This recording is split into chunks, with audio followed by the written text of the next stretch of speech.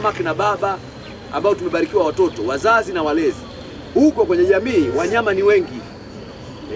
Sasa hivi unaweza ukaishi na simba akakuacha, lakini binadamu akakumaliza. Ukaishi na mbwa akakuacha, lakini binadamu akakumaliza.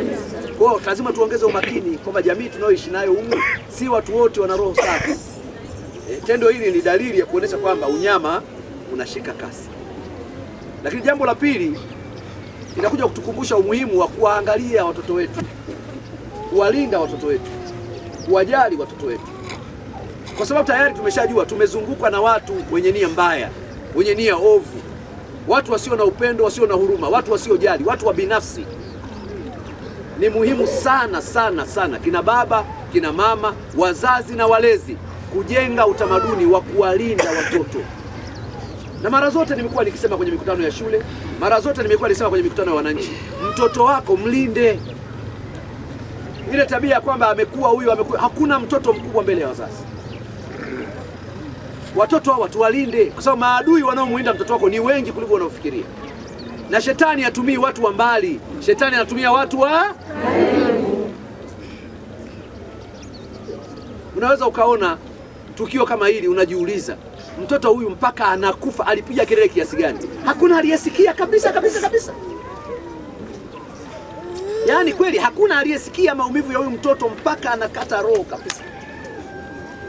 Hizo taa ambazo zilikuwa zimezoeleka siku zote zinawaka, siku zote zinawaka, ghafla mnaona taa zote haziwaki na hakuna anayeuliza hata mmoja. Si mnanielewa ninachokisema? Kwa lazima tuongeze umakini. Unaweza ukadhani taa zinakusaidia, siku hiyo zisikusaidie. Unaweza ukadhani majirani watanisaidia, kumbe siku hiyo wasikusaidie. Kumbe jukumu la kumlinda mtoto wako, kulinda jamii ni la muhimu sana. Sawa ndugu zangu? Wewe unadhani mzazi anajisikiaje unamtuma mtoto dukani anaenda mzima, anarudi akiwa ni maiti?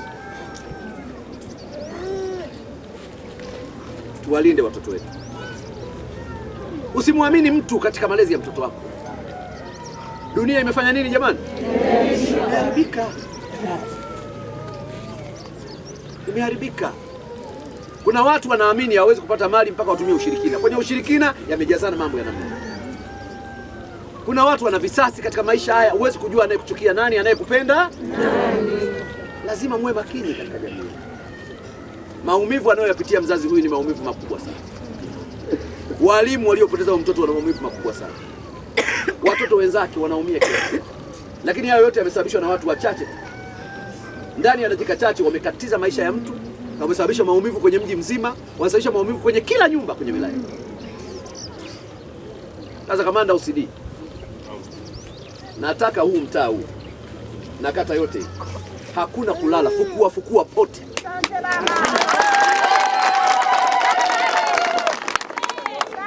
Sitaki kusikia habari ya tumekama. Nasema hivi, kila mtakayehisi kwa namna yoyote ile anaweza kuwa msaada wa kupata taarifa ya nini kilitokea, kama asante, ahojiwe kila mmoja ambaye tunadhani anaweza kutusaidia kujua ukweli wa nini kilitokea. Tumeelewana vizuri? Kwa hiyo hapa, na mkiona kuna mtu alikuwepo kapotea ghafla, huyo anapokimbilia atafutwe huko alipokwenda. Hatuwezi kuendelea kuendekeza mambo ya kibabu ya namna hii. Tutapoteza watoto wangapi? Watu wataogopa kupeleka watoto shuleni, wataogopa kupeleka watoto makanisani, wataogopa kupeleka watoto kila sehemu. Hatuwezi kukubali huo upumbavu hata kidogo. Hatuwezi. Kwa nadhani operation kama ilivyoanza tangu jana iendelee. Na nipate taarifa ya hatua zinavyokwenda kila wakati, mpaka tuwatie nguvuni wote waliohusika na mambo haya. Lakini nataka niwasisitize wazazi, tuongeze nini jamani?